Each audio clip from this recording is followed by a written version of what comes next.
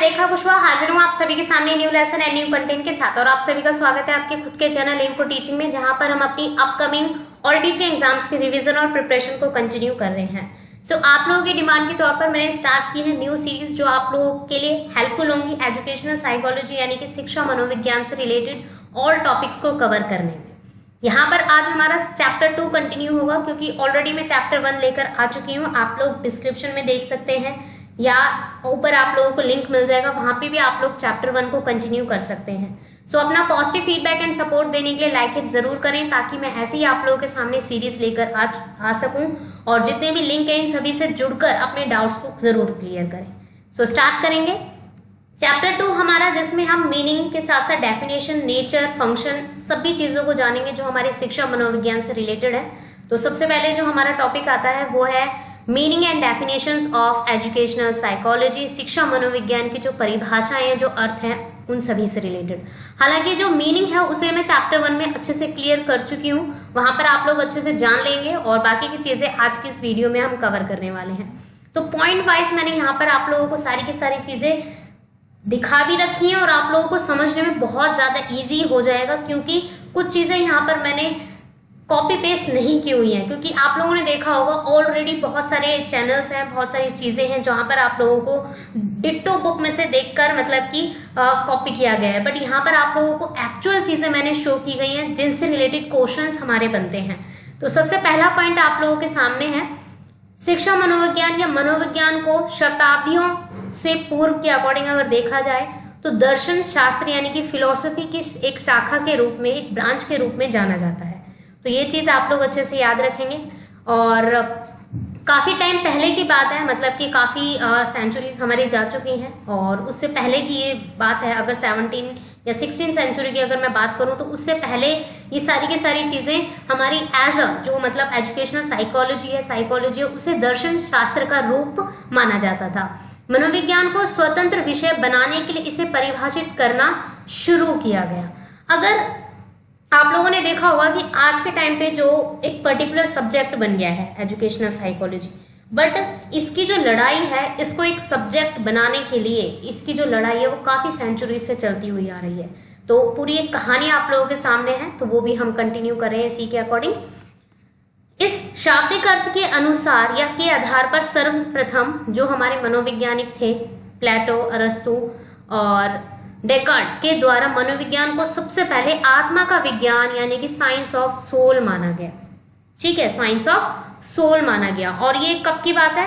17 century से पहले की बात है। ठीक है, देन देखिए 17 और 18 शताब्दी में इटली के मनोवैज्ञानिक पोम्पोनोजी ने मनोविज्ञान को मन या मस्तिष्क का विज्ञान या साइंस ऑफ माइंड के नाम से जाना।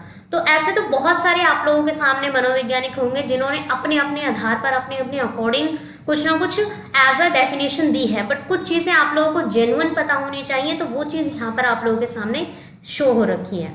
19वीं सेंचुरी की अगर मैं बात करूं, 19वीं शताब्दी में विलियम वुंड, विलियम जेम्स वॉइस एंड जेम्स सिली आदि के द्वारा मनोविज्ञान को चेतना का विज्ञान यानी कि साइंस ऑफ कॉन्शियसनेस माना गया। ये देखेंगे आप लोग भी स्टेप बाय स्टेप अगर हम बढ़ रहे हैं, तो जो मतलब कि आज के टाइम पे जो मनोविज्ञान है, जो हमारा शिक्षा मनोविज्ञान है, वो कितने अवस्थाओं से, स्टेजेस से निकलकर होकर आया है। तो फाइनली क्या उसका जो मतलब कि पूरा कंक्लूजन निकला है उसे हम आगे देखेंगे।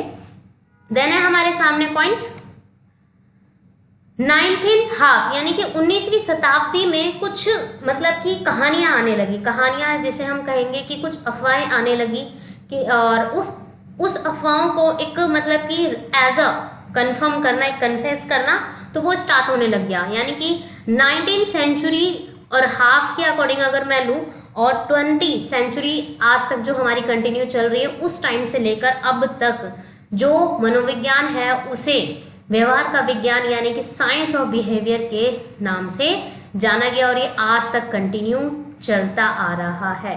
जो परिभाषाएं हमारी आई है वहां पर इस चीज को अच्छे से क्लैरिफाई किया गया है कि साइंस ऑफ बिहेवियर 19वीं शताब्दी से स्टार्ट हो गया, बट हम कंफर्म नहीं कहेंगे क्योंकि 19वीं शताब्दी में भी कुछ अभी कहानियां बन रही थी, क्योंकि कंक्लूजन उस टाइम निकला नहीं था, कंफर्म नहीं हुआ था। तो 19 हाफ लेकर और 20 सेंचुरीज में हमारा फाइनल हो गया था कि जो हमारा मनोविज्ञान है वो एज अ व्यवहार का विज्ञान या साइंस ऑफ बिहेवियर ही है। तो कन्फर्मली जो हो गया था वो हमारा 20 सेंचुरी में हो गया था।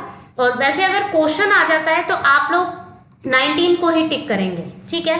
अगर क्वेश्चन में ऑप्शन दे रखा हो, 19 नहीं दे रखा हो तो 20 पर टिक करेंगे, और अगर 19 और 20 दोनों ऑप्शन दे रखे हो तो 19 पर टिक करेंगे, क्योंकि ये कई बार क्वेश्चन आ चुका है और इसमें कई कैंडिडेट्स कंफ्यूज हो जाते हैं, तो उस चीज को मैंने यहाँ पर क्लियर कर दिया है।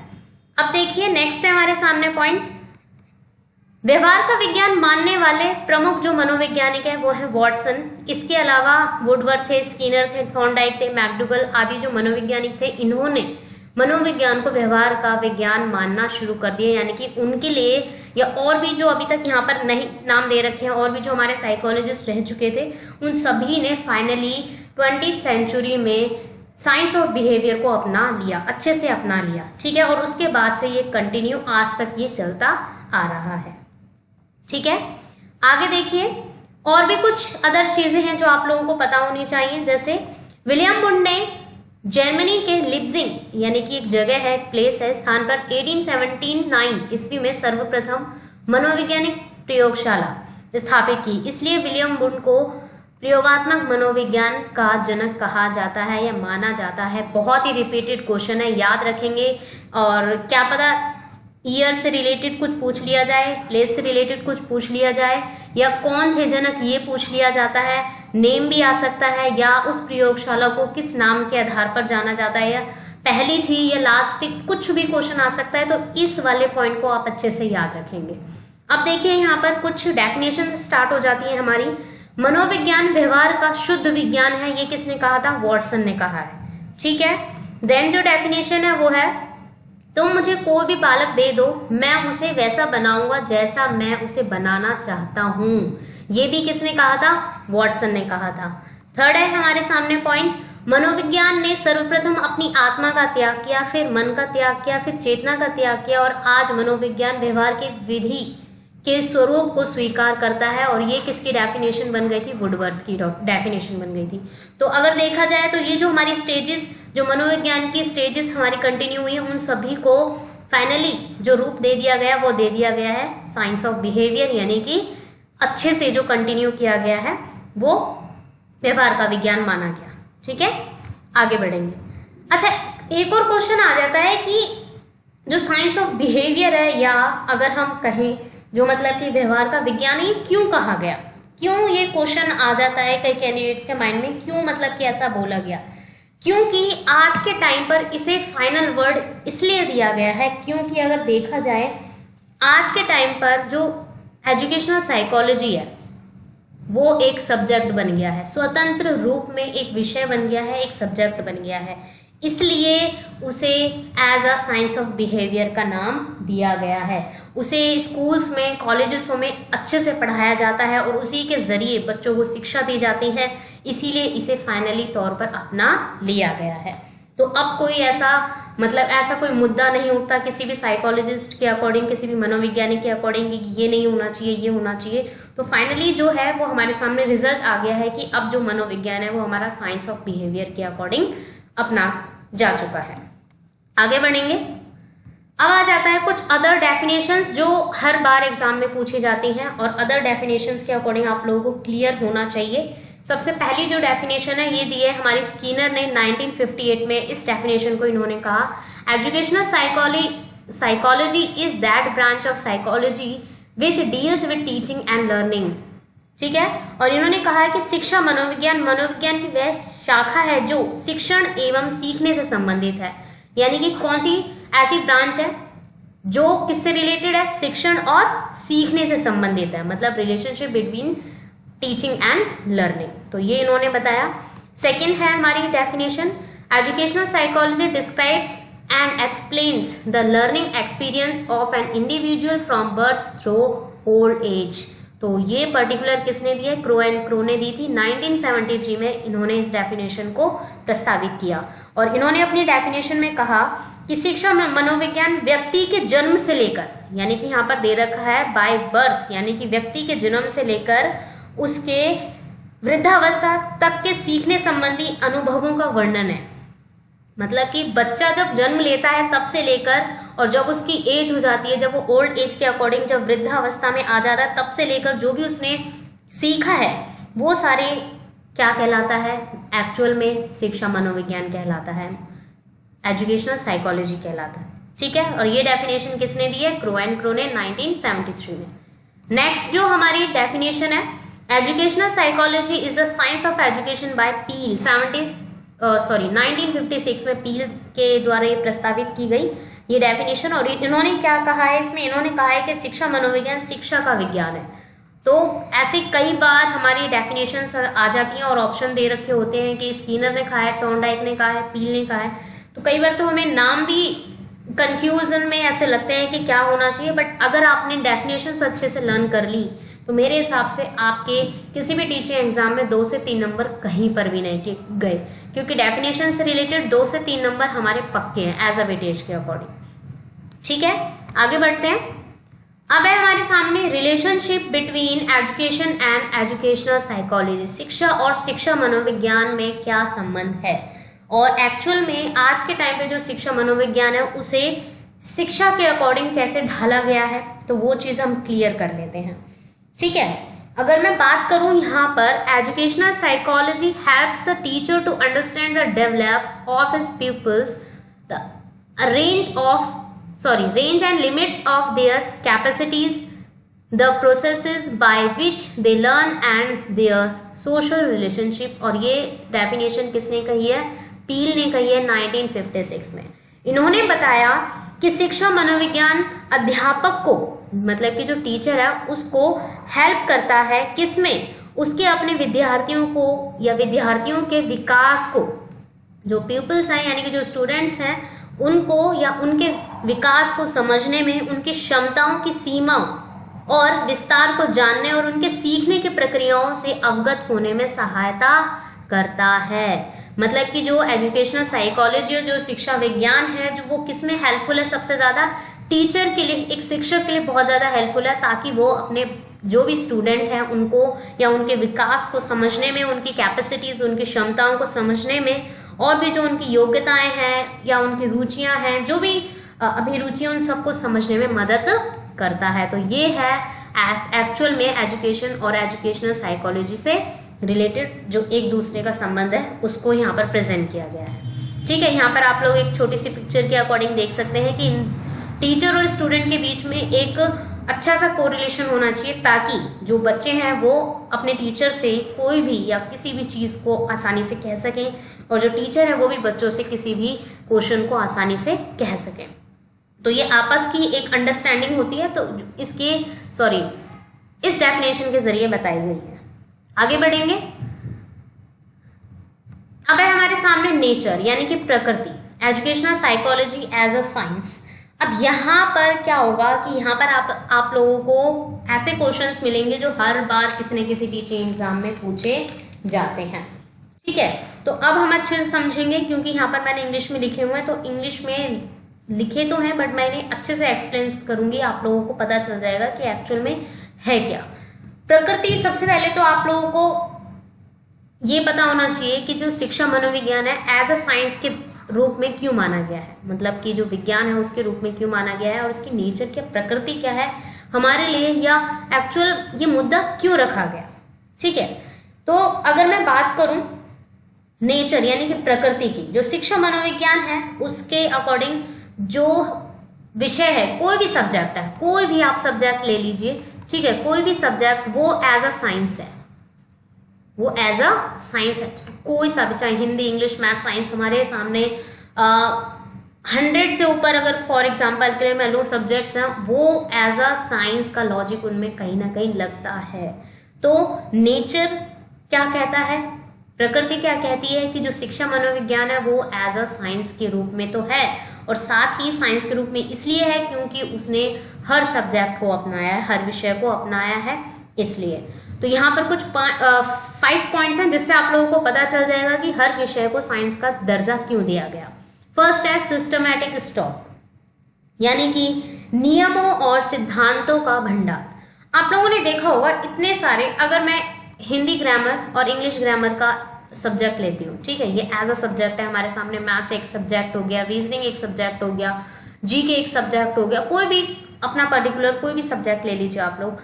इन सभी सब्जेक्ट्स में क्या देखा है आप लोगों ने, नियम होते हैं, कुछ रूल्स होते हैं, कुछ सिद्धांत होते हैं, कुछ अपने पर्टिकुलर प्रिंसिपल्स होते हैं इनके। जैसे हिंदी ग्रामर है, इनका पर्टिकुलर रूल होता है, उसमें हम अपने तरीके से कुछ नहीं ऐड कर सकते। अगर वो चीज़ हमें लर्न नहीं हो रही है तो हमें उसी सब्जेक्ट के अकॉर्डिंग लर्न करना पड़ेगा। हम अपने अकॉर्डिंग उस चीज़ को नहीं करेंगे, हम नियमों के अकॉर्डिंग चलेंगे। तो ये हर सब्जेक्ट में अपने खुद के रूल होते हैं, कुछ सिस्टम के अकॉर्डिंग उसमें सिद्धांत डाले गए हैं, उन सिद्धांतों को हमें समझना होता है। इसीलिए कहा गया है कि जो एजुकेशनल साइकोलॉजी है एज अ साइंस है, सबसे पहले सिस्टमैटिक स्टॉक के अकॉर्डिंग। फिर है फोर्स ऑन फैक्ट्स, यानी कि सत्य की खोज पर बल दिया जाता है। हर सब्जेक्ट में सत्य की खोज पर बल दिया जाता है और ये स्टार्टिंग से ही है। आप लोगों ने देखा होगा मैथ्स में आप लोग कोई सा भी रूल फॉलो कर लीजिए, जब तक उसका करेक्ट आंसर नहीं निकलेगा हम उसे छोड़ नहीं सकते, क्योंकि जेन्युइनली उसका आंसर जिस रूल से या जिस मेथड से निकलेगा वो आंसर ही होगा। उसे हम ये नहीं कर सकते कि 4 बच्चे हैं तो चारों बच्चों का आंसर अलग अलग है तो हम उसे सही कर देंगे, नहीं, चारों बच्चों को सेम आंसर आना चाहिए। तो किसके ऊपर फोर्स करता है ये, सत्य की खोज पर, यानी कि फोर्स ऑन फैक्ट के ऊपर। ठीक है, 2 पॉइंट्स क्लियर हो गए हैं। थर्ड है हमारे सामने बिलीव ऑन दी फैक्ट्स, यानी कि सुनी सुनाई बातों और अंधविश्वास पर ध्यान नहीं दिया जाता। वैसे अगर देखा जाए ये दोनों पॉइंट्स कोरिलेटेड है एक दूसरे से, बट यहाँ पर क्या है कि सुनी सुनाई बातों और अंधविश्वास पर यहाँ पर क्या नहीं किया जाता, ध्यान नहीं दिया जाता। सत्य पर बल करके देखने के ऊपर बल दिया जाता है। किसी भी काम को करके देख, आप लोगों ने देखा होगा इतने सारे हमारे एक्सपेरिमेंट्स किए हैं साइकोलॉजी, जितने भी हमारे साइकोलॉजिस्ट हैं, मनोविज्ञान है, किसी ने रैट के ऊपर किया है, किसी ने कैट के ऊपर किया है, किसी ने डॉग के ऊपर किया है, तो सबने कुछ ना कुछ प्रूफ किया है उसके अंदर, और उसके जरिए जो प्रूफ किया है वो हमारे सामने क्या है, एज अ एग्जाम्पल है किस चीज का, बिलीव ऑन फैक्ट्स को कोई ना कोई लॉजिक जरूर लगा है उसके अकॉर्डिंग। ठीक है, फोर्थ है हमारे सामने लॉजिक बियॉन्ड इंसिडेंट्स, यानी कि किसी भी घटना के पीछे कोई ना कोई कारण है। वही सेम चीज यहाँ पर मैंने एग्जाम्पल दिया कि कोई भी एग्जाम्पल है, चाहे आप लोगों ने देखा हो जो कैट का जो एक्सपेरिमेंट किया गया था वो त्रुटि वाला एक जो हमारा सिद्धांत था वो वाला था, एरर से रिलेटेड, कि जब हम अभ्यास करेंगे तभी हम कुछ ना कुछ सीखेंगे, अभ्यास करने के बाद ही हम कुछ ना कुछ जो हमारे अकॉर्डिंग डेवलपमेंट होगा, विकास होगा, वो उसी के जरिए होगा। तो वो भी हमारा किसके अकॉर्डिंग है, लॉजिक बियॉन्ड इंसिडेंट्स, यानी कि किसी भी घटना के पीछे कोई ना कोई रीजन होता है, कोई ना कोई कारण होता है। फिर है हमारे सामने fifth point, old to new knowledge, यानी कि पूर्व जानकारी को नई जानकारी से जोड़कर ज्ञान को बढ़ावा दिया जाता है। एजुकेशनल साइकोलॉजी में या किसी भी सब्जेक्ट में पूर्व जानकारी से रिलेटेड उसको कोरिलेट किया जाता है न्यू जानकारी के साथ, यानी कि न्यू नॉलेज के साथ, और दोनों को मिक्स करके उसको इवैल्यूएट किया जाता है, उसका मूल्यांकन किया जाता है, तब जाके हमारा जो ज्ञान है, जो हमारा मतलब कि हमारी जो नॉलेज है उसमें उन्नति होती है, उसमें बढ़ावा होता है। और उसमें हम अगर इवैल्यूएट हमारा मतलब कि हमारे ज्ञान का इवैल्यूएशन किया जा रहा है तो उसमें हम बहुत अच्छा प्रदर्शन कर रहे हैं। तो ये चीज़ यहाँ पर हमारा इस पॉइंट के अकॉर्डिंग क्लियर हो जाता है। और मे बी पांचों के पांचों पॉइंट्स आप लोगों को नेचर के अकॉर्डिंग पता चल गए होंगे कि educational psychology as a science क्यों कहा गया है। ठीक है, अब चलते हैं हमारे नेक्स्ट पॉइंट की ओर, function of psychology. Function of psychology यानी कि मनोविज्ञान के कार्य क्या क्या हैं। तो यहाँ पर मैंने मनोविज्ञान के कार्य लिखे हुए हैं। अब एक एक करके एक एक कार्य को अच्छे से समझ लेते हैं। पहला है हमारे सामने to know the student, to know the student, और यहाँ पर लास्ट वाला जो पॉइंट है to know about oneself, ये हो जाएगा हमारा टीचर। एक शिक्षक और एक टीचर के बीच में ये जितने भी पॉइंट्स हैं ये आपको अच्छे से याद रखने हैं।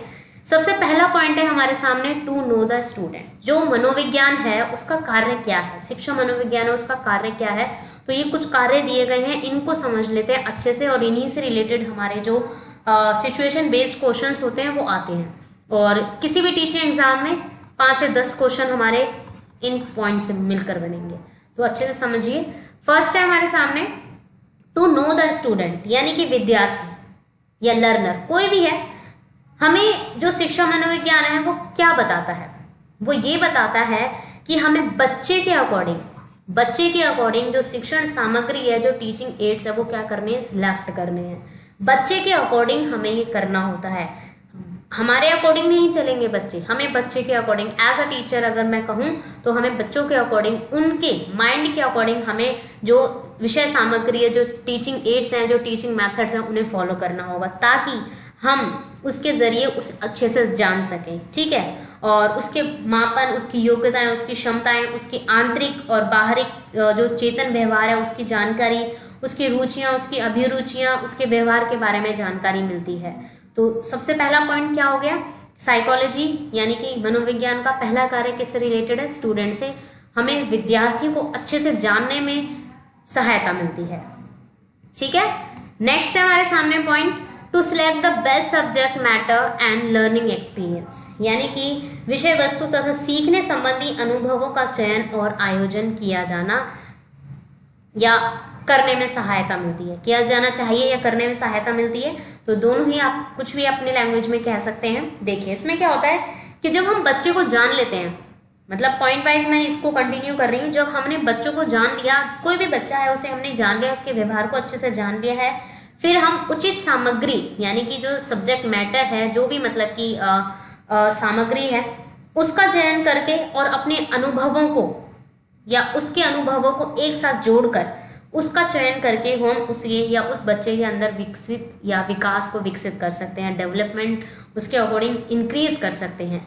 ठीक है, और कौन कौन सी चीज़ों का चयन करना चाहिए वो हम उस बच्चे के अकॉर्डिंग ही मेजर कर पाएंगे, उसे हम अपने अकॉर्डिंग नहीं लेंगे। फॉर एग्जाम्पल के लिए कोई बच्चा है और वो पिछड़ा है, पिछड़ा मतलब कि उसका जो IQ लेवल बहुत कम है और उसे हम क्वेश्चंस दे रहे हैं हाई लेवल के, तो वो नहीं कर पाएगा। तो उसका मतलब क्या हुआ कि अगर वो बच्चा, उसका जो IQ लेवल है बहुत कम है, तो हमें उसी के अकॉर्डिंग जो सब्जेक्ट मैटर्स है या लर्निंग एक्सपीरियंस है उसी के अकॉर्डिंग ही हमें शेयर करने पड़ेंगे। तो सेकेंड पॉइंट पे ये दिया गया है। थर्ड पॉइंट है टू अरेंज सुटेबल एनवायरनमेंट, यानी कि वातावरण की भूमिका।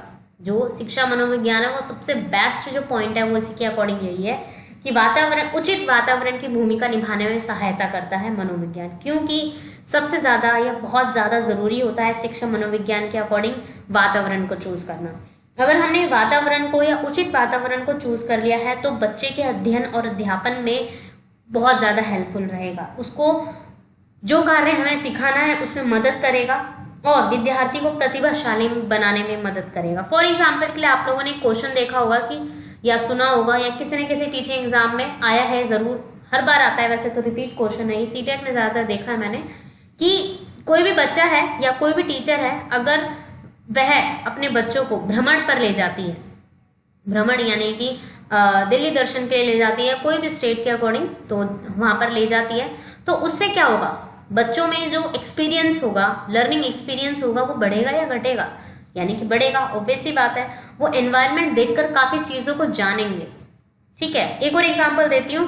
फॉर एग्जांपल के लिए प्री प्राइमरी या प्राइमरी लेवल का कोई बच्चा है या प्री प्राइमरी लेवल का कोई बच्चा है और उसके सामने हम लेक्चर दिए जा रहे हैं वाटर से रिलेटेड, पानी से रिलेटेड हम बहुत लेक्चर दिए जा रहे हैं, बहुत कुछ ना कुछ बता रहे हैं, वाटर में ये होता है, वाटर इससे बनता है, उससे बनता है, वाटर के यूजेस ये हैं, सोर्सेज ये हैं। उस बच्चे को कुछ नहीं समझ आएगा जब तक हम उसे वो चीज़ दिखाएंगे नहीं, उस चीज़ की पिक्चर नहीं दिखाएंगे, उसको दिखाएंगे नहीं कि एक्चुअल में जो वाटर है वो पानी है, वो ऐसा होता है, उसका कलर इस तरीके का होता है या नहीं होता है या क्यों नहीं होता है, बहुत सारी चीज़ें। तो ये किससे रिलेटेड है, हमारी एनवायरनमेंट से रिलेटेड है। जैसा आप बच्चों को एनवायरनमेंट देंगे उसी के ज़रिए उनके अकॉर्डिंग वो सीखेंगे, ज़्यादा से ज़्यादा सीखेंगे और प्रतिभाशाली बनने में मदद मिलेगी। ठीक है, फोर्थ पॉइंट है हमारे सामने to help in maintaining proper discipline. Proper discipline का मतलब क्या हो गया, यहाँ पर उचित अनुशासन स्थापित करने में सहायता मिलती है। उचित अनुशासन यानी कि डिसिप्लिन को स्थापित करने में सहायता मिलती है, यानी कि जो साइकोलॉजी है वो उचित जो अनुशासन है उसमें हेल्पफुल रहता है। कैसे रहता है, देखिए अगर मैं बात करूं गुरु और शिष्य यानी कि एक टीचर और एक स्टूडेंट के बीच में जो रिलेशन है, जो संबंध है, वो काफ़ी अच्छे बन जाते हैं अगर उन दोनों के बीच में अनुशासन है। ठीक है, अगर बच्चा बहुत ही ज़्यादा क्लास में बहुत ज़्यादा शोर कर रहा है, टीचर की बात नहीं मान रहा है, तो उन दोनों के बीच में अच्छे रिलेशन नहीं बनेंगे, ना तो वो अच्छे तरीके से सीख पाएगा और ना ही जो टीचर है वो उसके ऊपर अच्छे से अच्छे और ज़्यादा से ज़्यादा ध्यान दे पाएगा। ठीक है, इसीलिए दोनों के बीच में अनुशासन होना ज़रूरी है। और जो हेल्प करता है वो कौन करता है? साइकोलॉजी यानी कि शिक्षा मनोविज्ञान इसको बढ़ावा देने में मदद करता है। एक दूसरे के जो शिक्षक हैं और जो बच्चे हैं वो एक दूसरे के निकट आते हैं इसी के जरिए, यानी कि डिसिप्लिन अनुशासन के जरिए एक दूसरे को जानने में, एक दूसरे को समझने में मददगार होते हैं। ठीक है, नेक्स्ट है हमारे सामने point, helping in evaluation and assessment. Evaluation and assessment यानी कि शिक्षा मनोविज्ञान के माध्यम से विद्यार्थी की योग्यताओं और क्षमताओं को उचित मूल्यांकन के जरिए मेजर किया जाता है या मापन किया जा सकता है। मतलब कि उसकी योग्यताओं, उसकी क्षमताओं को अच्छे से जान लिया जाता है, समझ लिया जाता है, किसके जरिए? शिक्षा मनोविज्ञान के जरिए। ठीक है, नेक्स्ट है हमारे सामने point, to help in rendering guidance यानी कि मार्गदर्शन में सहायता। जो साइकोलॉजी है, जो शिक्षा मनोविज्ञान है, वो किस में हेल्प करता है? रेंडरिंग गाइडेंस यानी कि मार्गदर्शन या मार्ग निर्देशन में सहायता करता है, क्योंकि जो शिक्षा मनोविज्ञान है वो अच्छी तरह से विद्यार्थियों के निर्देशन एवं परामर्श देने में सहायता करता है। बच्चों को हम उनके लक्ष्य के बारे में हम पूछ सकते हैं। जैसे ज़्यादातर नॉर्मली हम क्वेश्चन अगर एक क्लास में है तो हम उनसे कोई किसी न किसी बच्चे से या सभी बच्चों से क्वेश्चन पूछ लेते हैं कि वो बड़े होकर क्या बनना चाहते हैं। तो अगर हमें ऐसा लगता है कि कोई बच्चा बहुत ज़्यादा इंटेलिजेंट है बट वो सही मार्गदर्शन उसे नहीं मिल पा रहा या उसको अच्छी गाइडेंस नहीं मिल पा रही है, तो वहाँ पर टीचर अपना रोल अच्छे से प्ले कर सकता है। वहाँ पर उसे उसके लक्ष्य में बढ़ावा देने के लिए उसकी मदद करके उचित मार्गदर्शन देकर उसको उसके लक्ष्य की तरफ बढ़ने में मदद कर सकता है, सहायता दे सकता है। ठीक है, लास्ट पॉइंट है to know about oneself यानी कि टीचर को खुद को समझने में, खुद को जानने में सहायता मिलती है। टीचर को ये जानने में सहायता मिलती है कि वह या उसके अपने आदर्श, अपने कर्तव्यों, अपनी जिम्मेदारियों, अपनी रुचियों को जानने का अवसर मिलता है ताकि वे किसी भी स्तर के विद्यार्थियों को उचित ढंग से शिक्षा प्रदान कर सके और स्वयं को भी सफल शिक्षक बना सके। तो नॉर्मली अगर देखा जाए जो साइकोलॉजी है, जो शिक्षा मनोविज्ञान है, वो टीचर के लिए बहुत ज़्यादा हेल्पफुल है, स्टूडेंट के लिए भी हेल्पफुल है और बाकी जो ये पॉइंट दे गए हैं इन सभी में भी बहुत ज़्यादा हेल्पफुल है। तो ये अपनी एक मतलब की क्षमता है साइकोलॉजी की कार्य क्षमता, जिसमें वो इन सभी पॉइंट्स को क्लियर करता है। तो ये थे आप लोगों के सामने पॉइंट्स जो हमारे कार्य थे, शिक्षा मनोविज्ञान के फंक्शंस थे। So give your positive feedback and regular support देना है आप लोगों के सामने रेगुलर सीरीज के लिए। इन सभी लिंक से जुड़कर आप लोग अपने डाउट्स को क्लियर कर सकते हैं और डेली क्विज होती है हमारे व्हाट्सएप ग्रुप पर, तो लिंक दे रखा है डिस्क्रिप्शन में, वहाँ से जुड़कर आप लोग कंटिन्यू कर सकते हैं। कुछ चीज़ें अगर रह गई हैं तो उसके लिए आप लोग कमेंट सेक्शन में मुझसे पूछ सकते हैं, बता सकते हैं और अपना पॉजिटिव फीडबैक देखकर like it, share and subscribe जरूर करें। So thanks for watching, keep learning, thank you.